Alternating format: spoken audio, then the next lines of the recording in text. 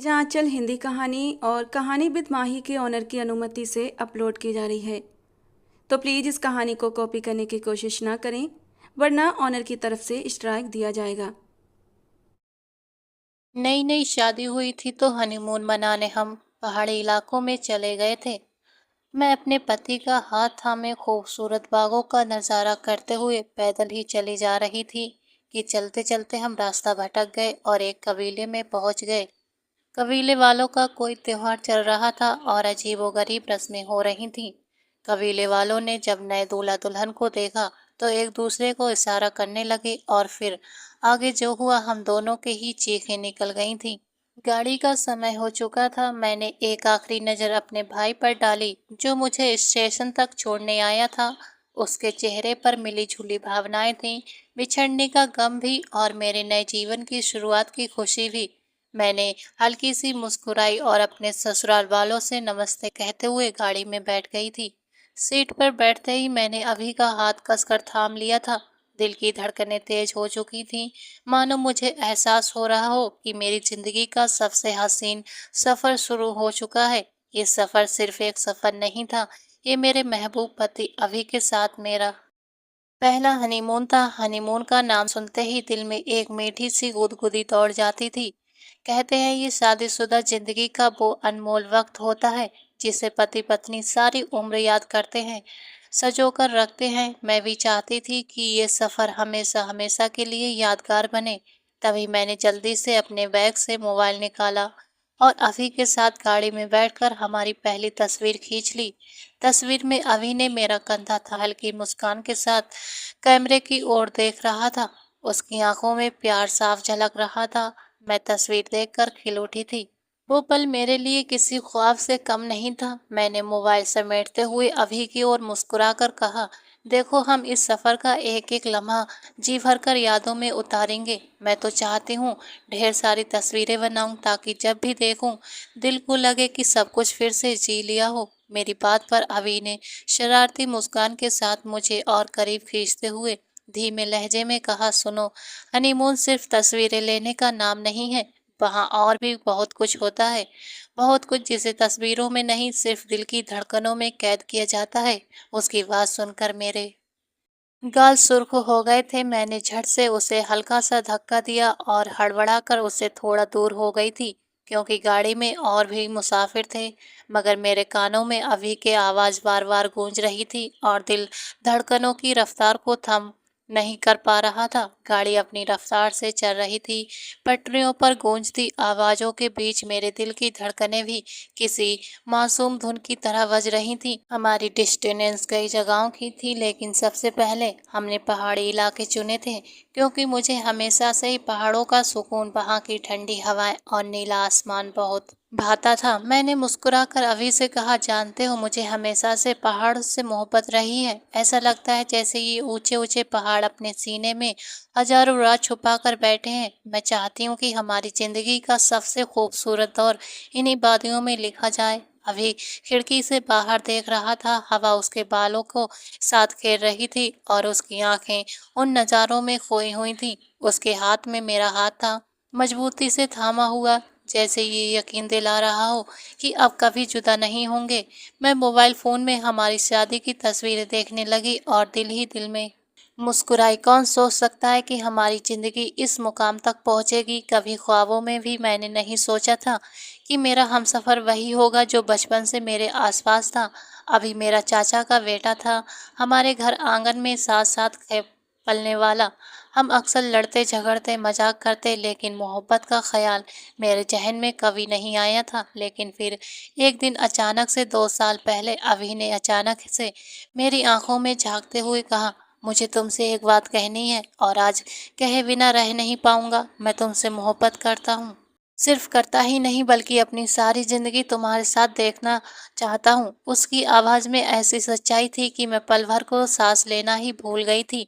मैं हैरान होकर उसे देखती रही। मैंने धीमे आवाज़ में कहा, अभी क्या तुम सच कह रहे हो? ये कोई मजाक तो नहीं है? और उसने मेरे हाथ को कसकर पकड़ते हुए जवाब दिया था, मोहब्बत कभी मजाक नहीं होती। और मैं चाहता हूँ कि तुम मेरी हो जाओ हमेशा के लिए। उस पल मेरे दिल में जैसे आतिशबाजी सी छूट गई थी। मैंने बिना देर किए उसी वक्त हाँ कर दी थी, और जब ये बात घर वालों को पता चली तो हैरत की जगह सबकी आंखों में खुशी थी। सबने इस रिश्ते को खुशी खुशी स्वीकार कर लिया था। कोई रुकावट नहीं आई थी और हम दोनों शादी जैसे पवित्र बंधन में बंध गए थे। आज ट्रेन की खिड़की से आती ठंडी हवाएं, पहाड़ों की ओर जाता ये सफ़र और अभी का हाथ मेरे हाथ में, ये सब कुछ मुझे ये याद दिला रहा था कि मोहब्बत का हर सफ़र आसान नहीं होता, लेकिन जब मुकद्दर साथ हो तो सब कुछ किसी सपने जैसा खूबसूरत बन जाता है। शादी के बाद मेरे सास ससुर यानी चाचा चाची ने ही बड़े प्यार से हमें हनीमून पर भेजने का फैसला किया था। उन्होंने कहा था, बेटा जिंदगी का ये पहला सफर हमेशा याद रहता है, इसे जितना हो सके खूबसूरत बनाओ। उनकी बात सुनकर मेरे दिल में और भी खुशी भर गई थी। मेरी पसंद को ध्यान में रखते हुए अभी ने बिना कुछ कहे पहाड़ी इलाकों को चुना था। उस वक्त मुझे महसूस हुआ था कि वो सिर्फ मेरा हमसफर ही नहीं, बल्कि मेरी हर छोटी बड़ी ख्वाहिश का ख्याल रखने वाला साथी भी है। अब हम दोनों हाथों में हाथ थामे इस नए सफ़र पर निकले थे, लेकिन उस वक्त मुझे अंदाज़ा भी नहीं था कि ये सफ़र हमें कहाँ ले जाएगा और इसका अंत कैसा होगा। पूरे 8 घंटे के लंबे सफ़र के बाद आखिरकार हम उस होटल पर पहुंचे थे जहां हमें ठहरना था। होटल पहाड़ों के बीच इस तरह बसा था मानो किसी ताज का शोभा हो। चारों ओर बादल की चादर, ठंडी हवाओं का घेरा और ऊंचे देवदार के पेड़ों ने उस जगह को किसी हसीन जन्नत जैसा बना दिया था। मैं जैसे ही बाहर उतरी, मेरी आंखें ठहर ही गई थीं। मैं बच्चों की तरह उत्सुकता से चारों ओर देखने लगी थी और हंसते हुए अभी से बोली, अभी देखो ना, ये जगह तो मेरी कल्पना से भी ज़्यादा खूबसूरत है। काश हम अभी बाहर घूमने निकल पाते। अभी ने मेरी आंखों में झांकते हुए कहा, और एक हल्की मुस्कान के साथ मेरा हाथ कसकर थामा और धीमे लहजे में कहा, पागल हो क्या, इतना लंबा सफ़र तय करके आई हो, पहले थोड़ा आराम करो। और वैसे भी रात का अंधेरा इन पहाड़ियों में कभी कभी खतरनाक भी हो सकता है। मैं तुम्हें किसी भी हाल में रिस्क नहीं लेने दूंगा, मैंने नखरे में कहा। लेकिन मुझे नींद कहाँ आने वाली, मेरा दिल तो बस इन वादियों में भाग रहा है। अभी ने हंसते हुए मुझे अपनी बाहों में खींच लिया और धीरे से बोला, दिल मेरा है, और अब जब मैं कह रहा हूँ आराम करना है तो बस करना है। सुबह जब सूरज की पहली किरण इन पहाड़ियों पर पड़ेगी तब मैं खुद तुम्हें लेकर बाहर निकलूंगा। वादा रहा। उसकी आंखों की गहराई और उसकी आवाज़ का सख्त मगर प्यार भरा अंदाज मेरे दिल को छू गया था। मैंने बिना और बहस किए सर झुका लिया और हम दोनों होटल के अंदर चले गए। उस पल मुझे एहसास हुआ कि असली सुकून सिर्फ नज़ारों में नहीं बल्कि उस इंसान के साथ है जो हर वक्त मेरा ख्याल रखता है। अभी ने हमारे लिए बहुत ही शानदार कमरा बुक करवाया था। जैसे ही मैंने कमरे में कदम रखा, मेरी आंखें ठहर सी गई थीं। मैंने दौड़कर खिड़की के भारी पर्दे हटाए तो सामने का नज़ारा देखकर मेरी खुशी का कोई ठिकाना ना रहा था। उन खिड़कियों से बिल्कुल वैसा ही नज़ारा दिखाई दे रहा था जैसा मैं हमेशा अपने ख्वाबों में देखती रही थी।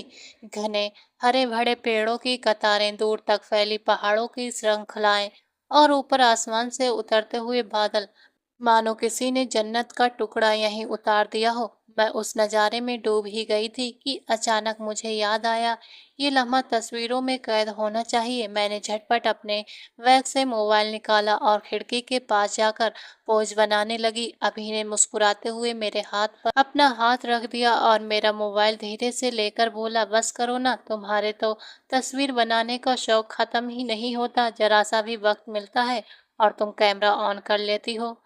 मैंने नखरे से होठ फुलाते हुए कहा, तो क्या करूं, ये सब इतना हसीन है कि मैं इसे सिर्फ आंखों से देखकर कैसे छोड़ दूं। यादें बनानी जरूरी है, वरना जिंदगी के सफर में ऐसे लम्हे खो जाते हैं। अभी ने मेरी आंखों में गहराई से देखते हुए धीमे से कहा, यादें सिर्फ तस्वीरों में नहीं बनती, कभी कभी पल जी लेने से भी ऐसी यादें बन जाती हैं जो उम्र भर दिल से मिट नहीं पाती। देखो, बाहर का नज़ारा अपनी जगह है, लेकिन इस कमरे के अंदर मेरे सबसे खूबसूरत नज़ारा सिर्फ तुम हो। उसकी बात सुनते ही मेरा चेहरा सुर्ख हो गया था। मैंने हौले से कहा, अभी तुम्हें तो हर वक्त बातें बनाने की आदत है। वो शरारती अंदाज में मुस्कुराते हुए बोला, वातें नहीं, सच्चाई है। और वैसे भी आज रात तस्वीरें नहीं, सिर्फ हम दोनों की कहानी बनेगी। ये सुनकर मेरे दिल की धड़कनें तेज हो गई थीं। मैंने शर्मा कर सिर झुका लिया और खिड़की से आती ठंडी हवा मेरे चेहरे को छूने लगी, जैसे वो भी अभी की बातों पर मुस्कुरा रही हो। अभी ने कहा तस्वीरें कल सुबह भी खींची जा सकती हैं। ये कहते ही अभी ने मुझे अपनी मजबूत बाहों में कैद कर लिया। उसकी पकड़ में इतनी गर्मजोशी और चाहत थी कि जैसे वो पूरी तरह अपना बनाना चाहता हो। वो मेरे कानों के करीब झुककर धीमे से बोला था, हम यहाँ तस्वीरें खींचने नहीं आए, हम यहाँ एक दूसरे के प्यार में खोने आए हैं। तुम्हें तो इन तस्वीरों से ही फुर्सत नहीं मिलती। उसकी सांसें मेरे गालों को टकरा रही थी और फिर उसने मेरी गर्दन पर अपने होंठ रखकर अपनी मोहब्बत का इजहार किया था। उसके हर लम्हे में एक ऐसी तड़प थी जो मुझे भीतर तक बेचैन कर रही थी। लेकिन मेरा ध्यान उसी वक्त खिड़की के बाहर चला गया। सूरज पहाड़ों के पीछे से धीरे धीरे ढल रहा था और उस सुनहरी रोशनी ने पूरे आसमान को किसी चित्रकार की पेंटिंग की तरह सजा दिया था। ये मंजर इतना हसीन और दिल को लुभाने वाला था कि मैं उसे खोना नहीं चाहती थी। मैंने हल्के से अभी की बाहों से खुद को छुड़ाया और उसकी ओर देखते हुए बोली, अभी बस एक तस्वीर खींचने दो। देखो ना, सूरज जब इन पहाड़ों के बीच डूबता है तो कितना खूबसूरत लगता है। मैं इसे हमेशा के लिए कैद करना चाहती हूँ। अभी ने गहरी नजरों से मुझे देखा। उसकी आंखों में हल्की नाराजगी और बेबसी साफ झलक रही थी। उसने कुछ नहीं कहा, बस हाथ में थोड़ा मोबाइल ढीला छोड़ दिया। मैंने जल्दी से मोबाइल उसके हाथ से लिया और खिड़की के पास जाकर तस्वीरें खींचने लगी। मैं हर एंगल से कोशिश कर रही थी कि उस डूबते सूरज और पहाड़ों की परछाई को बेहतरीन तरीके से कैद कर लूं। लेकिन तस्वीरें खींचते खींचते मुझे एहसास हुआ कि अभी मुझे चुपचाप देख रहा है। उसकी नज़रों में मोहब्बत थी, लेकिन एक नाराज़गी भी थी, जैसे वो सोच रहा हो कि तस्वीरें मेरे लिए उससे ज़्यादा अहमियत रखती हैं। कुछ देर बाद वो बिना कुछ कहे कमरे से बाहर चला गया। उसके कदमों की आहट सुनाई दी और फिर दरवाज़ा हल्के से बंद हो गया। मेरे हाथों से मोबाइल था, लेकिन दिल में बेचैनी। मैं जानती थी कि वो मुझसे नाराज़ हो गया है। मैंने गहरी सांस ली और मन ही मन मुस्कुराई। चलो, नाराज़ हुआ है, लेकिन मैं भी जानती हूँ कि अपने अभी को कैसे मनाना है। कुछ ही देर बाद अभी दरवाज़ा खोलकर कमरे में लौटा। उसके हाथों में होटल का डिनर था। उसने बिना कुछ कहे खाना टेबल पर रखा और ट्रे सजा दी। उसका चेहरा उतरा हुआ था और आंखों में वही चुप्पी थी जो नाराजगी से भरी होती है। वो चुपचाप बैठकर खाने लगा तो मेरा दिल कसक उठा था। मैं उसकी चुप्पी बर्दाश्त नहीं कर पा रही थी। मैंने हल्की शरारत के साथ ट्रे साइड कर दी और उसके करीब सरकते हुए बैठ गई। फिर मैंने अपने बाजुओं को उसके गले में डालकर उसे बांध लिया। उसकी आंखों में गहराई से झांकते हुए मुस्कुरा कर बोली, इतना भी क्या गुस्सा? तस्वीरें तो बस यादें सजोने का बहाना है, वरना मेरे लिए सबसे बड़ी तस्वीर तो तुम हो। अभी ने मेरी ओर देखा, लेकिन उसकी आंखों में अब भी नाराजगी थी। उसने गहरी सांस लेकर धीमे मगर सख्त लहजे में कहा, तुम हर खूबसूरत मौके को इस मोबाइल के हवाले कर देती हो। क्या तुम्हें लगता है कि तस्वीरें हमारी मोहब्बत से ज़्यादा कीमती हैं? क्यों नहीं तुम समझती कि इन लम्हों को दिल से जीना ज़रूरी है? तस्वीरों से ज़्यादा असली मज़ा तो इसमें है कि हम इस मंजर को अपनी आंखों में देखें, अपनी रूहों में उतारें। लेकिन तुम तस्वीरों के चक्कर में मुझे ही भूल जाती हो। मैं चुपचाप होकर उसकी बातें सुन रही थी। मुझे याद आया कि हमारी शादी के दिन भी उसने यही शिकायत की थी, जब सब खुशियां मना रहे थे। मैं फोटोग्राफर और अपनी सहेलियों के बीच तस्वीरें खिंचवाने लगी रही और उसने बाद में मुझे गुस्से में कहा था, शादी मेरी हुई थी या कैमरे की? आज भी वही शिकवा उसकी आंखों में और लहजे में था। मैंने उसके हाथों को पकड़कर नरमी से कहा, अभी मैं तुम्हें कभी नहीं भूल सकती। हाँ, तस्वीरों का शौक है, लेकिन ये शौक भी तुम्हारे ही साथ की वजह से पूरा होता है। अगर मैं इन लम्हों को तस्वीरों में कैद करना चाहती हूँ तो सिर्फ इसलिए कि ये पल तुम्हारे साथ है और मैं चाहती हूँ कि इन्हें कभी भुला न पाऊँ। मेरी बात सुनकर उसका चेहरा थोड़ा नरम पड़ गया था, लेकिन उसके होंठ अभी भी खामोश थे। उसकी आंखों में अब गुस्से में ज़्यादा कसक झलक रही थी, जैसे वो मेरे दिल को समझ तो गया हो, लेकिन फिर भी चाहता हो कि मैं अपनी आदत में बदलाव लाऊं। मैंने अभी को समझाते हुए कहा, देखो, ये तस्वीरें सिर्फ मेरे लिए तस्वीरें नहीं होती, ये हमारी मोहब्बत के सबूत हैं, यादों का खजाना है। जब सालों बाद हम इन्हें देखेंगे तो हर लम्हा फिर से जी उठेगा। मेरी बात सुनकर उसने गहरी नज़रों से मेरी आंखों में डालते हुए कहा, यादें तस्वीरें नहीं बनाती, यादें तो जीने से बनती हैं। अगर इस वक्त तुम मेरी बाहों में होती, मेरी आंखों में झांक रही होती, तो यही पल तुम्हारे लिए, तुम्हारे दिल में हमेशा के लिए दर्ज हो जाता। तस्वीरें धुंधली हो जाती हैं लेकिन एहसास कभी नहीं मिटते। उसकी बातों में सच्चाई थी, उसकी आवाज़ में तड़प भी थी। वो अपने दिल की सबसे गहरी बात कह रहा था और मैं उसे देखती हुई मुस्कुराने लगी। मेरी हंसी सुनकर वो और भी चिढ़ गया।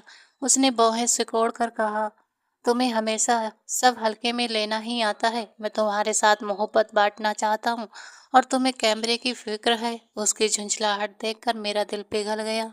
मैंने तुरंत एक निवाला बनाकर अपने हाथों से उसके मुंह में रख दिया। उसकी आंखों में गुस्से की जगह धीरे धीरे नरमी उतर आई थी। उसने निवाला चबाते हुए मुझे देखा तो मैं शरारत से मुस्कुराई। फिर मैंने प्यार से उसके गालों पर अपने होंठ रख दिए। मेरी इस हरकत पर उसका मिजाज बिल्कुल ही बदल गया था। अब हम दोनों ने साथ बैठकर खाना शुरू किया। हर निवाले के साथ हमारा गुस्सा और नाराज़गी पिघलती चली गई। खाना खत्म होते ही उसने मुझे अपनी बाहों में खींच लिया। वो मेरे साथ मोहब्बत के पल जीने लगा। उस रात नींद नाम की कोई चीज़ मेरे पास नहीं आई थी। उसने मुझे सोने ही नहीं दिया। उसके होठों की गर्मी, उसकी बाहों की कसक और उसके प्यार की तड़प ने सारी रात हमें जगाए रखा। मेरे लिए वो रात किसी सपने जैसी थी। सुबह जब आसमान सुनहरी किरणों से जगमगाने लगा तो जाने कब मेरी आंख लग गई थी। लेकिन 9 बजे ही अभी उठकर बैठ गया और पूरे जोश से बोला, चलो हम घूमने चलते हैं। यहाँ बैठे रहने का कोई फायदा नहीं, बाहर की वादियाँ हमें बुला रही हैं। मैंने आंखें मलते हुए करवट ली और कहा, अभी मुझे नींद आ रही है, थोड़ा और सोने दो। वो हंस पड़ा और मेरे गालों को सहलाते हुए बोला, अगर मुझे सोना ही होता तो तुम्हें रात भर जगाता नहीं। अब उठो और तैयार हो जाओ, वरना ये पहाड़ नाराज हो जाएंगे। उसकी बात सुनकर मैं भी मुस्कुराए बिना न रह सकी थी और नींद पर काबू पाकर उठ गई। मैंने जल्दी जल्दी तैयार होकर अपना मोबाइल उठाया और अभी के साथ वह निकल आई थी। इस बार मैंने ठान लिया था कि चाहे जो हो, हर नज़ारे और हर पल को मैं तस्वीरों में कैद ज़रूर करूँगी। हम दोनों धीरे धीरे चलते हुए उन पहाड़ी हिस्सों में पहुंच गए थे जहां की खूबसूरती दिल को जैसे बांध लेती थी। हर तरफ हरे भरे पेड़, ठंडी हवाओं की सरसराहट और चिड़ियों की चहचहाहट मानो जन्नत का एहसास करा रही हो। मैं तो जैसे दीवानी हो रही थी, हर कुछ कदम पर रुककर तस्वीरें बना रही थी। मेरा हाथ अभी ने कसकर थाम रखा था। जब भी मैं किसी तरफ ज्यादा झुकती या आगे बढ़ने की कोशिश करती, वो तुरंत मुझे रोक लेता, मानो उसकी पकड़ ही मेरी हिफाजत की दीवार हो। एक जगह हम पहुंचे तो वहां का मंजर इतना हसीन था कि मैं पल भर को ठहर गई थी। हल्की सी ढलान थी, नीचे नीले पानी की नदी बड़े सुकून से बह रही थी। चारों तरफ घना जंगल था, हवा में नमी और मिट्टी की खुशबू घुली हुई थी। जैसे उत्साहित होकर अभी का हाथ खींचा और बोली, चलो नीचे उतरते हैं और उस पत्थर पर बैठूंगी, तुम मेरी तस्वीर खींचना, सोचो कितना खूबसूरत और हॉट लगेगा। अभी ने तुरंत सिर हिलाकर मना कर दिया। उसकी आवाज़ सख्त थी, बिल्कुल नहीं, तुम्हें सिर्फ हल्की ढलान दिख रही है, लेकिन मुझे ये गहरी खाई जैसी लग रही है। नीचे जाना खतरनाक है, अगर हम फंस गए तो वापस ऊपर आना मुश्किल हो जाएगा।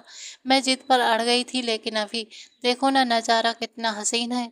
अगर मैं नदी के पास बैठकर तस्वीर बनाऊंगी तो वो पल हमेशा के लिए यादगार हो जाएगा। अभी ने मेरा चेहरा अपनी ओर घुमाते हुए गहरी नज़रों से कहा, तुम्हारी जिद मुझे कहीं तुम्हें खोने देने का डर दिलाती है। तुम समझ क्यों नहीं रही हो, यहाँ लोग कम आते हैं, ये अनजान जगह है। अगर यहाँ कुछ हो गया तो मदद करने वाला भी कोई नहीं होगा। और ये पहाड़ी इलाके मासूम नहीं होते, यहाँ किसी भी वक्त हादसा हो सकता है। क्या तुम्हें पता है, इन जंगलों में अक्सर जंगली जानवर घूमते रहते हैं, भालू, तेंदुए और भेड़िए भी। उसकी आवाज़ में एक अजीब सी शक्ति थी, लेकिन उसके लफ्ज़ों में मोहब्बत और फिक्र छुपी हुई थी। मैंने होठ काटते हुए धीरे से कहा, अभी तुम हमेशा मुझे डराते हो और बस एक तस्वीर चाहती हूँ और तुम खतरों का पहाड़ खड़ा कर देते हो।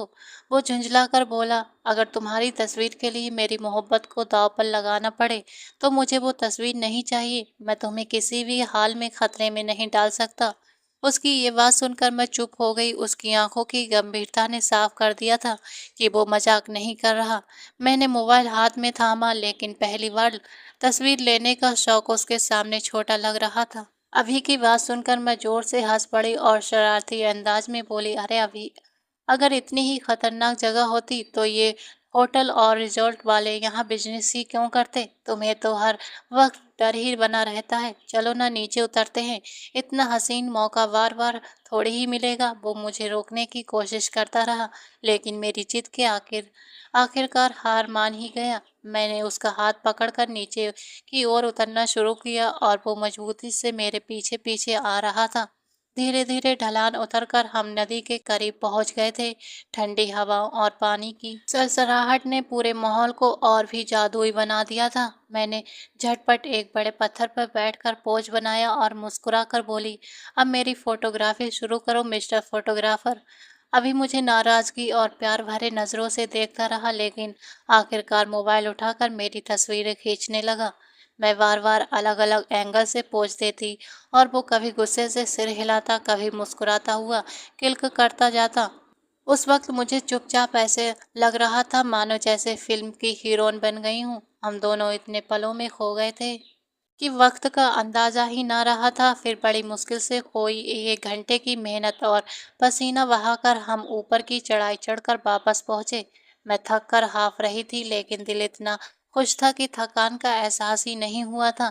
मैं हवाओं में उड़ रही थी जैसे मेरी सारी ख्वाहिशें पूरी हो गई हों। पूरा एक दिन इसी तरह घूमते फिरते, हंसते मुस्कुराते और तस्वीरें बनाते निकल गया था। लेकिन जैसे ही शाम का अंधेरा फैलने लगा, अभी अचानक गंभीर हो गया। उसने मेरा हाथ मजबूती से पकड़ा और सख्त लहजे में बोला, बस अब और नहीं, सूरज ढल चुका है और ये इलाका रात में बिल्कुल भी सुरक्षित नहीं है। मैं तुम्हें किसी भी हाल में बाहर नहीं रहने दूंगा। चलो होटल वापस चलते हैं। मैंने थोड़ा नखरे दिखाए, लेकिन उसकी आंखों की गंभीरता देखकर चुपचाप उसके साथ लौट आई थी। वापस पहुंचकर जैसे ही हम बिस्तर पर लेटे, थकान इतनी ज्यादा थी कि हमें होश ही न रहा और देखते ही देखते नींद की गहरी आगोश में चले गए थे। अगली सुबह सूरज की पहली किरण के साथ हम फिर से सफर के लिए तैयार हो गए थे। इस बार हमारी मंजिल और भी दिलचस्प थी।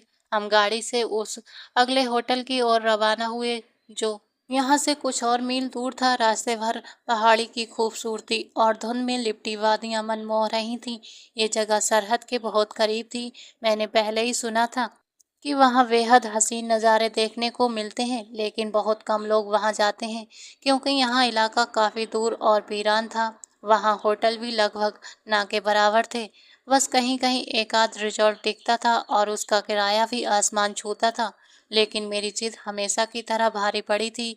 मैंने मुस्कुराकर अभी का हाथ दबाया और कहा, अगर हम यहाँ तक आ ही गए हैं तो इस जगह को देखे बिना वापस नहीं जाएंगे। अभी ने लंबी सांस लेकर मेरी ओर देखा और बोला, तुम्हारी जिद से ही तो मेरी जिंदगी मुश्किल हो जाती है, लेकिन क्या करूं, तुम्हारी मुस्कान के आगे मैं हार जाता हूँ। और इस तरह वो मुझे वहां ले जाने के लिए तैयार हो गया था। हम दोपहर के करीब वहां पहुंचे थे। पूरे इलाके में एक अजीब सी ताजगी और सुकून छाया हुआ था।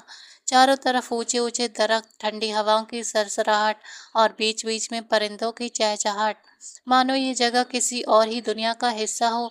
वहाँ का सन्नाटा ऐसा था कि दिल खुद ब खुद भारी होता और चैन भी पाता। होटल पहुंचकर हमने सामान रखा और तकरीबन 1 घंटा कमरे में आराम किया, लेकिन जैसे ही मेरी आंखें खुली, दिल बेचैन हो उठा। मैंने करवट लेकर अभी की तरफ देखा और मुस्कुराते हुए बोली, चलो ना, अब जल्दी से बाहर चलते हैं। यहाँ तक आकर कमरे में कैद होकर रहना तो बेकार है। अभी ने अचानक मुझे अपनी बाहों में खींच लिया और कसकर जकड़ते हुए मेरी आंखों में देखने लगा। उसकी आवाज में गहराई और शिकायत दोनों थी। कुछ देर मेरे पास भी तो रहो, कल रात भी हम थक कर बस सो गए थे। हम यहाँ सिर्फ हम यहाँ सिर्फ वादियाँ देखने नहीं आए, हम यहाँ एक दूसरे का साथ महसूस करने आए हैं। लेकिन तुम तो मुझे एक पल भी मौका नहीं दे रही हो कि मैं तुम्हें अपने दिल की गहराइयों से मोहब्बत जता सकूं। उसकी बातों में इतनी सच्चाई थी कि पल भर को मेरा दिल भी पिघल गया था। उसकी सांसों की गर्मी मेरे चेहरे को छू रही थी और उसकी आंखें जैसे मुझे अपने अंदर कैद कर लेना चाहती थीं। वो जज्बात से चूर होकर मुझे और करीब खींचने लगा, लेकिन मेरी बेचैनी अलग ही थी। मैंने हल्के से उसका सीना धकेलते हुए कहा, अभी मुझे सच में बाहर घूमना है। ये जगह इतनी हसीन है कि मैं इसमें खो जाना चाहती हूँ। कमरे की चारदीवारी तो कहीं भी मिल जाएगी, लेकिन ऐसी वादियाँ बार-बार देखने को नहीं मिलती। वो मुझे रोकने की कोशिश करता रहा, लेकिन मेरी जिद के आगे आखिरकार हार मान गया था। अपने जज़्बात दबाकर उसने गहरी सांस ली और मजबूरी से बोला, ठीक है चलो। हम होटल से बाहर निकले तो सामने का नज़ारा सचमुच पहले देखी जगहों से भी हजार गुना खूबसूरत था। पहाड़ों के बीच धुंध फैली हुई थी, दूर दूर तक हरियाली और वादियों की गहराई में बहती हुई नदी की आवाज़ दिल को मदहोश कर रही थी। मैं बच्चों की तरह खुशी से तेजी तेजी आगे बढ़ने लगी। तभी पीछे से अभी की सख्त और गहरी आवाज़ गूंजी, रुको, इतनी जल्दी आगे मत जाओ। तुम समझती क्यों नहीं हो, ये इलाका बिल्कुल आम नहीं है। सरहद बहुत करीब है, यहाँ हालात का कोई भरोसा नहीं। ऊपर से मैंने सुना है कि इस जंगल के उस पार कुछ ऐसे कबीले रहते हैं जहाँ ना तो हमारे देश का कानून चलता है और ना ही कोई मदद आसानी से मिल पाती है। वहाँ के लोग अलग किस्म के हैं और उनके बारे में जो किस्से सुने हैं वो अच्छे नहीं हैं। मैं तुम्हें किसी खतरे में नहीं पड़ने दूंगा, चाहे मुझे तुम्हारी नाराज़गी ही क्यों ना सहनी पड़े। उसकी आवाज़ में इतना डर और प्यार मिला हुआ था कि मैं ठिठक कर खड़ी रह गई थी और उसकी ओर देखने लगी। वो पीछे से बार-बार मुझे आवाज़ें दे रहा था, लेकिन उस वक्त मैं जैसे किसी और ही नशे में थी। दरख्तों के झुरमुटों से गुजरते हुए हर नए मोड़ पर खुलने वाले खूबसूरत मंजरों को देखकर मेरा दिल मचल रहा था। मैं बार-बार रुककर तस्वीरें खींच रही थी और साथ ही मोबाइल में हैंड टैग लगाकर उसे पोस्ट कर रही थी। यहाँ नेटवर्क ठीक से नहीं थे, मगर मुझे मालूम था कि जैसे ही सिग्नल आ जाएंगे ये सारी तस्वीरें एक साथ ही अपलोड हो जाएंगी और मेरी टाइमलाइन पर छा जाएंगी। मैं सोशल मीडिया पर इतनी एक्टिव थी कि मैं अपने एक एक लम्हे को शेयर करना मेरी आदत बन चुकी थी। हनीमून जैसे ख़ास वक्त पर इतनी हसीन जगह की तस्वीरें अपलोड ना करना मेरे लिए नामुमकिन था। मुझे तो बस उस पल का इंतज़ार था जब इंटरनेट कनेक्शन आए और मेरी सहेलियां इन तस्वीरों को देखकर जलकर राख हो जाएं। मैं सोचकर ही मुस्कुरा उठी थी, देखना ये नज़ारे देखकर सबके होश उड़ जाएंगे। मैं हर मंजर को कैद करने के लिए बेचैन थी, मानो तस्वीरें नहीं बल्कि अपनी जीत और अपनी खुशियां सबको दिखाने की तड़प थी। अभी पीछे पीछे आ रहा था, लेकिन उसकी आवाज़ों पर मैं ज़्यादा ध्यान नहीं दे रही थी। मेरे लिए उस वक्त बस कैमरे का क्लिक और तस्वीरें की खूबसूरती मायने रखती थी। अचानक मैंने महसूस किया कि मैं बहुत दूर निकल आई हूँ। चारों तरफ ऊंचे ऊंचे दरख्त, उनकी छायाओं में ढली जमीन और ऐसा सन्नाटा कि मानो मैं किसी अनजान दुनिया में आ पहुंची हूँ। एक अजीब सी बेचैनी दिल में उठी। मैंने पलट कर देखा तो अभी पीछे था, लेकिन रास्ता मुझे अनजाना लगने लगा। समझ नहीं आ रहा था कि किस तरफ से आई हूँ और अब आगे कहाँ जाना है। मेरे चेहरे पर घबराहट देखकर अभी तेजी से मेरे पास आया। उसकी आंखों में गुस्सा और डर दोनों झलक रहे थे। उसने सख्त लहजे में कहा, तुम्हें समझ नहीं आती? मैंने कितनी बार कहा था आगे मत जाओ। मैं कब से तुम्हें पुकार रहा हूँ, लेकिन तुम्हें तो बस तस्वीरें खींचने और दिखावे की पड़ी थी। ये जंगल कोई मॉल या गार्डन नहीं है जहाँ हर वक्त सब कुछ सुरक्षित हो। यहाँ सरहद पास है, हर वक्त हर कदम पर खतरा है। अगर तुम खो गई या कुछ हो गया तो तब तुम्हारी वो सोशल मीडिया की तस्वीरें तुम्हें बचाने नहीं आएंगी। अब बहुत हो गया, चलो वापस चलते हैं। उसकी आवाज़ में इतनी सख्ती और डर मिला हुआ था कि मैं कुछ पल के लिए सहम गई थी और मेरा कैमरा हाथ में ही ठिठक गया था। वो मेरा हाथ कसकर पकड़कर वापसी की ओर ले जाने लगा। शुरुआत में तो मुझे यकीन था कि अभी रास्ता जानता है, लेकिन कुछ ही दूर तय करने के बाद हमें एहसास हुआ कि ये रास्ता वही रास्ता नहीं है जहाँ से हम आए थे। अभी अचानक रुक गया, चारों तरफ नजर दौड़ाने लगा। उसके माथे पर पसीने झलकने लगा था, लेकिन उसने अपनी घबराहट को छुपाने की पूरी कोशिश की। सामने बस ऊंचे ऊंचे दरख्त, पहाड़ियां और झाड़ियां, खामोशी का समंदर था। दूर तक कोई रास्ता साफ नजर नहीं आ रहा था। अभी ने झटके से मेरे हाथ से मोबाइल लिया और सिग्नल तलाश करने लगा। बार बार स्क्रीन को देखता, मोबाइल को ऊपर उठाता, दिशा बदलता, लेकिन न नेटवर्क न इंटरनेट, किसी तरह की कोई उम्मीद नहीं। मैंने उसके चेहरे पर हल्की पहली बार बेचैनी देखी उसने गहरी सांस भरकर कहा, कमाल है, यहाँ तो पूरी तरह से कट गए हैं। ये जगह बिल्कुल जाल जैसी है। उसकी आवाज़ में एक डर छुपा था जिसे वो मुझे छुपाने की पूरी कोशिश कर रहा था। मैंने कांपती आवाज़ में कहा, अभी अब क्या करेंगे? ये जगह तो बिल्कुल अजनबी लग रही है। वो गुस्से और लाचारी से मिलते जुलते लहजे में बोला, तुम्हें तस्वीर का भूत सवार होता तो हम इस हालत में कभी ना फंसते। तुम्हें पता है, मैं तुम्हें बार बार रोक रहा था लेकिन तुम्हें सुनना ही नहीं था। वो अब देखो, मैं भी तुम्हारे पीछे पीछे आता रहा और रास्ते पर ध्यान ही नहीं दिया। और अब ना मोबाइल काम कर रहा है, न कोई निशान मिल रहा है। धीरे धीरे शाम उतर रही थी। दरख्तों के साए और गहरे होने लगे थे। पत्तों की सरसराहट और दूर से आती अजीब अजीब सी माहौल की और डरावनी बन रही थी। हम दोनों ने एक और हाथ तो मजबूती से पकड़ा और अभी ने एक तरफ इशारा किया, शायद इसी तरफ से आए हैं। चलो कोशिश करते हैं। हम सावधानी से आगे बढ़े लेकिन कुछ ही देर में साफ हो गया कि ये भी वही रास्ता नहीं था। उल्टा हमें ऐसा महसूस हुआ मानो हम और गहरे जंगल में धंस गए हों। चारों तरफ घना अंधेरा उतरने लगा और अचानक मुझे ऐसा लगा जैसे ये जंगल हमें निगल रहा हो। मैंने धीरे से कहा, अभी मुझे डर लग रहा है। वो मेरी तरफ मुड़ा। उसकी आंखों में डर साफ झलक रहा था, मानो उसने मजबूती दिखाते हुए डरने से हालात आसान नहीं होंगे। अब हमें दिमाग से काम लेना होगा, वरना ये जंगल हमें हमेशा के लिए अपने अंदर कैद कर देगा।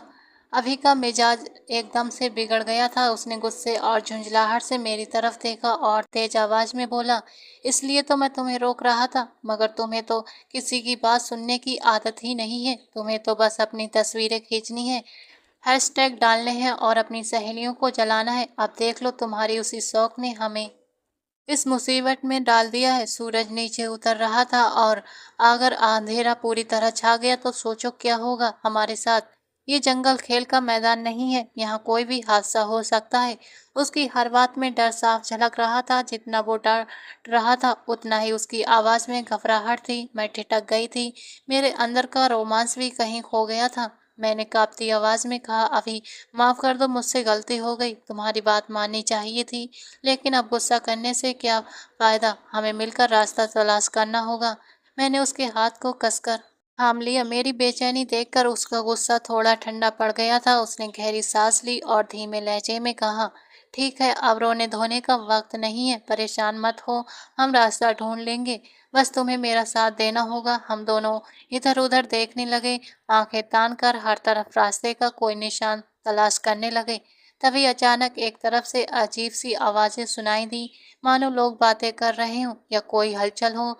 मैं चौंक कर सन्न हो गई थी और तुरंत उसकी वहां पकड़कर बोली, अभी सुनो, ये आवाजें लगता है आसपास से कोई बस्ती है। अभी ने कान लगाकर सुना और उसकी आंखों में हल्की सी चमक आ गई। वो जल्दी से बोला, हाँ बिल्कुल, ये इंसानों की आवाजें हैं, शायद सड़क करीब हो या कोई गांव।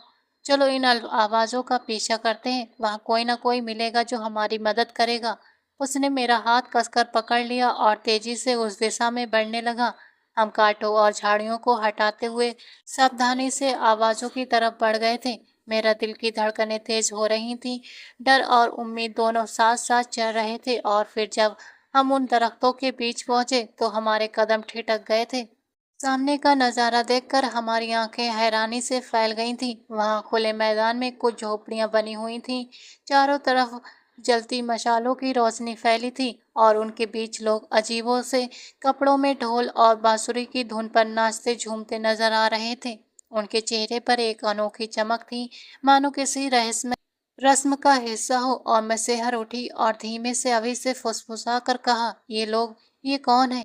यहाँ तो रिजॉर्ट या होटल का नामो निशान भी नहीं था। अभी ने मेरी हथेली और कसकर पकड़ ली और दबी आवाज में बोला, चुप रहो, पहले देखते हैं, हो सकता है ये लोग मदद कर दें और हो सकता है कि हम और बड़ी मुसीबत में फंस गए हों। उन्होंने पत्तों और बेलों से बने अजीबोगरीब कपड़े पहन रखे थे और उन्हें देखते ही मेरे दिल की धड़कनें तेज हो गई थीं। वे बेहद लंबे चौड़े, गठीले जिस्म वाले और रौबदार शक्ल सूरत के लोग थे। उनके बिखरे हुए बड़े बड़े बाल खुले हुए थे जो हवा में लहरा रहे थे और भी डरावने लग रहे थे। मैंने तुरंत घबराकर अभी के पीछे पनाह ली, मगर अब तक उनकी निगाहें हम पर टिक चुकी थीं। उनकी आंखों में अजीब सी चमक थी, जैसे हम कोई अनजाने मेहमान नहीं बल्कि उनके लिए शिकार हों। अभी के माथे पर पसीने की बूंदें झिलमिलाईं। उसने मेरे कांपते हाथों को कसकर पकड़ा और धीरे से बोला, शिवानी घबराओ मत, मैं हूं ना तुम्हारे साथ। मैं उनसे बाहर का रास्ता पूछता हूँ, कुछ ना कुछ हल निकल ही जाएगा। ये कहकर वो हिम्मत करके एक आदमी के करीब बढ़ा और टूटी फूटी अंग्रेजी में बोला, लेकिन वो आदमी बस स्थिर निगाहों से हमें देखता रहा, जैसे उसे कुछ समझ ना आया हो। उसकी आंखें वार वार मेरी तरफ जा रही थीं। मेरे हाथों में शादी का चमकता हुआ चूड़ा था, उंगलियों पर मेहंदी अब भी ताज़ी चमक रही थी। हनीमून से पहले ही मैंने खास तौर पर ये मेहंदी लगवाई थी, ताकि तस्वीरों में हर लम्हा खूबसूरत लगे। मेरा दुपट्टा, मेरा लहंगा, सब कुछ बता रहा था कि मैं नई दुल्हन हूँ। शायद यही वजह थी कि उस अजनबी की निगाहें मुझ पर अटक कर रह गई थीं। उसने अचानक जोर से ताली बजाई और जैसे ही आवाज़ गूंजी, दरख्त के पीछे से एक एक कर लगभग 10-12 और आदमी निकल आए। ये सब उनके इशारों पर हमारे इर्द गिर्द जमा हो गए थे। फिर उसने किसी अनजानी कर्कश भाषा में कुछ कहा और बाकी सबके चेहरों पर अजीब सी मुस्कान फैल गई। उस मुस्कान ने मेरी रूह तक को डरा दिया था। मैंने अभी की बाह कसकर पकड़ ली और फुसफुसाई, अभी ये लोग हंस क्यों रहे हैं? मुझे अच्छा नहीं लग रहा। हमें यहाँ से निकलना चाहिए। अभी ने मेरी आंखों में देखकर मेरी हिम्मत बंधाई और दृढ़ आवाज में बोला, शिवानी हिम्मत रखो, मैं हूँ तुम्हारे साथ। देखो वो इशारों से बैठने को कह रहे हैं, शायद हमें भरोसा दिलाना चाहते हो। चलो फिलहाल इनकी बात मानते हैं। उनमें से एक ने लकड़ी के 2 छोटे छोटे स्टूल हमारे सामने रख दिए और हाथ से इशारा करके हमें बैठने को कहा। हम मजबूरी में उन पर बैठ गए। अभी बार बार हाथ हिलाकर वापसी का रास्ता पूछ रहा था। तब उनमें से एक आदमी ने संकेत में कहा कि वो हमें बाहर तक छोड़ देगा। ये सुनकर अभी की सांसों में कुछ राहत लौटी थी। उसने मेरी तरफ देखकर धीरे से कहा, देखो मैंने कहा था ना, सब ठीक होगा। कुछ ही देर से वो आदमी एक छोटी सी लकड़ी की ट्रे लेकर आया। उसमें 2 प्याले रखे थे, जिनमें कोई गाढ़ा सा जूस जैसा पेय पदार्थ भरा था। उसने झुककर बड़े अदब से वो प्याले हमारे सामने रख दिए। हमारी हालत प्यास से बेहाल थी। हम घंटों से जंगल में भटक रहे थे। गला सूख कर काटा हो गया था। अभी ने पहला प्याला उठाया, मेरी तरफ देखा और बोला, शिवानी घबरा मत, ये लोग हमें नुकसान पहुंचाना चाहते तो अब तक कर चुके होते। पी लो, शायद ये हमारी थकान मिटा दे। मैंने कांपते होठों से सिर हिलाया और प्याला उठा लिया।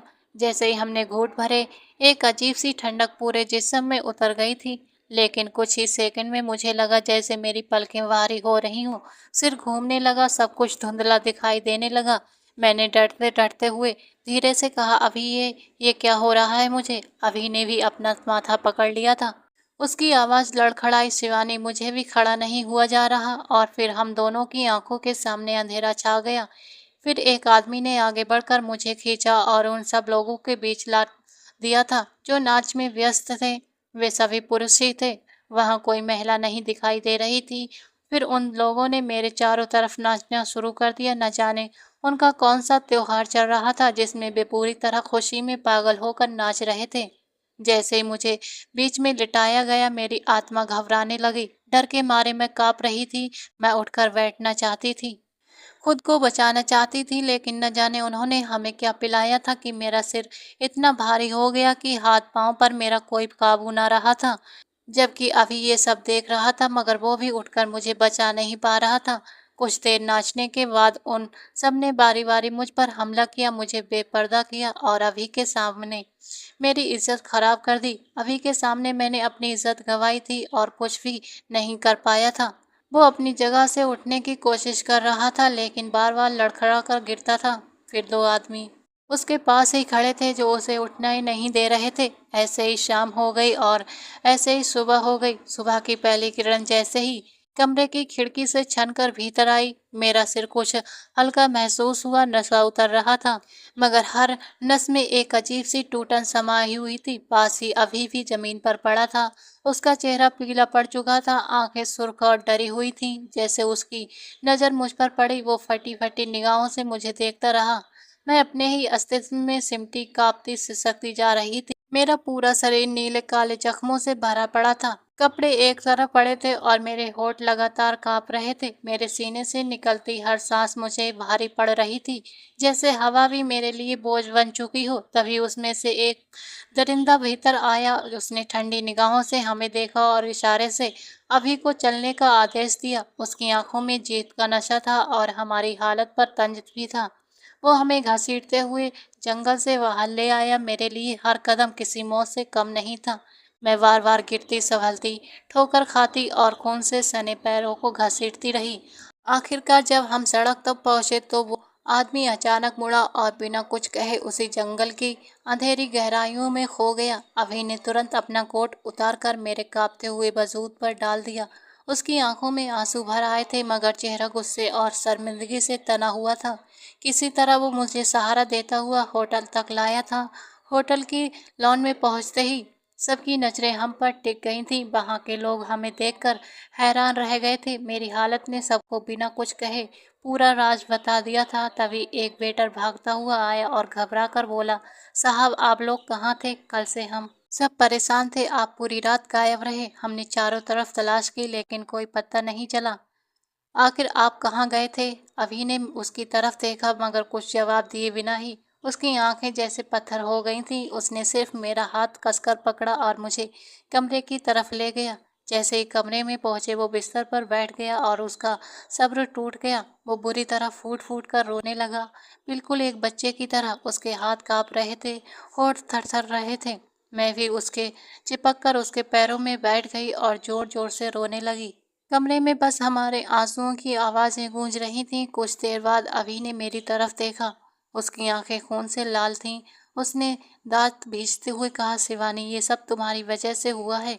तुम्हें तस्वीर खींचने का पागलपन नहीं होता तो हम इस जहन्नुम में कभी नहीं फंसते। तुमने हमें इन दरिंदों के बीच धकेल दिया। तुम्हें अंदाजा भी है उन्होंने हमारे साथ क्या कर दिया है? तुम सोचती हो अब हम एक साथ जिंदगी जी पाएंगे? नहीं, कभी नहीं। जो रात गुजर चुकी है उसे मिटाना मुमकिन नहीं है। मैं हर बार आंखें बंद करूंगा तो वही मंजर सामने आएगा। उसकी आवाज़ फट रही थी, मगर हर शब्द में गुस्सा और टूटा हुआ भरोसा झलक रहा था। मैं रोते रोते हकलाई, अभी मैं जानबूझकर नहीं लाई थी, मैं तो बस। मगर उसने मेरा हाथ झटक दिया और खींच कर बोला, बस एक शब्द और मत कहना। अपना सामान बांधो, हम यहाँ से वापस जाएंगे। लेकिन याद रखना, अब मैं तुम्हारे साथ जिंदा नहीं रह सकता। मेरे लिए तुम वही शिवानी नहीं रही जो बीत गया। उसे मैं भूल नहीं सकता। ये कहकर वो मुंह फेर कर खड़ा हो गया और उसकी पीठ कांप रही थी। मैं वहीं बिखरी हुई जमीन पर बैठ गई थी, अपनी टूटी हुई सांसों और चूर चूर हुए आत्मसम्मान के साथ। अभी की बातों ने मेरे होश पूरी तरह उड़ा दिए थे। मैं तो पहले ही अपने अस्तित्व के टुकड़े टुकड़े समेट रही थी और उम्मीद कर रही थी कि वो मुझे सहारा दे, मुझे थामेगा। लेकिन उसने तो मुझे ही छोड़ने की बात की थी। मेरे सीने से निकलती हुई हर सिसकी उसके सामने बिनती बनकर गिरी थी, मगर वो पत्थर की तरह जमा रहा। मैंने रो रो कर कहा, अभी ऐसा मत करो, मैं तुम्हारे बिना कैसे जीऊंगी? तुम ही मेरा सब कुछ हो। मगर उसने ठंडी नज़रों से मेरी तरफ देखा और बर्फीली आवाज़ में बोला, हम एक साथ नहीं रह सकते। तुम्हारे शौक ने, तुम्हारी जिद ने हमें नर्क में धकेल दिया है। अब और नहीं सह सकता। उसके लहजे में मेरी आत्मा तक को चीर दिया था।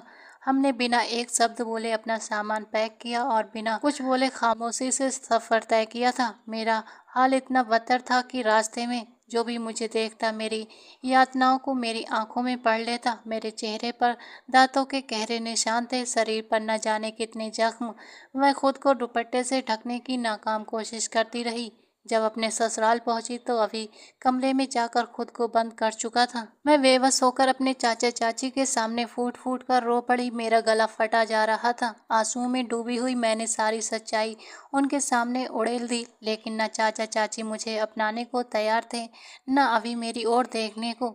मैं टूटी हुई हिम्मत लेकर अपने मायके लौट आई। माँ बाप ने मुझे अपनी बाहों में लिया, मगर उनकी आंखों में दर्द और बेबसी साफ झलक रही थी।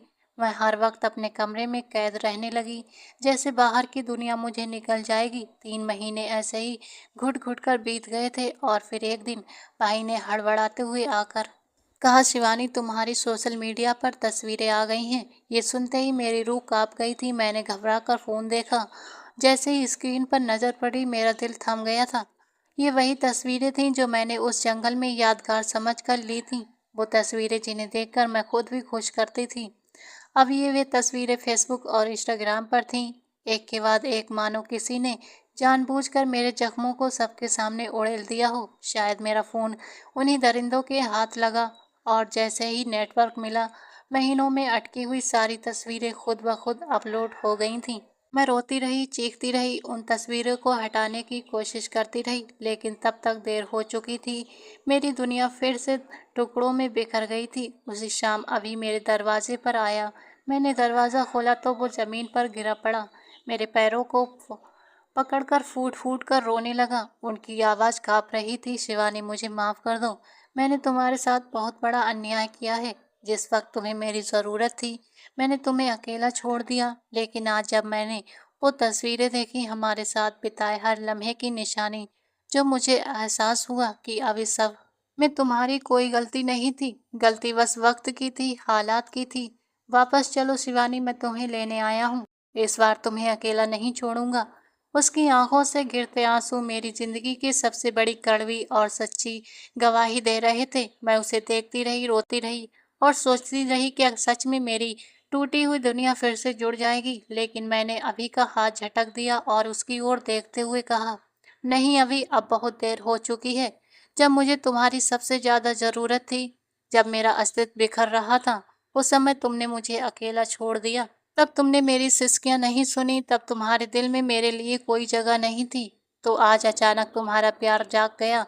नहीं, अब और तुम्हारे साथ नहीं जी सकती। मेरी आवाज़ में आंसुओं की नमी और दिल की टूटन थी, लेकिन उसके पीछे बरसों की पीड़ा और विश्वासघात की कड़वाहट भी थी। अभी ज़मीन पर घुटनों के बल बैठा रो रहा था, बार बार कह रहा था, शिवानी प्लीज़ मुझे एक मौका दे दो।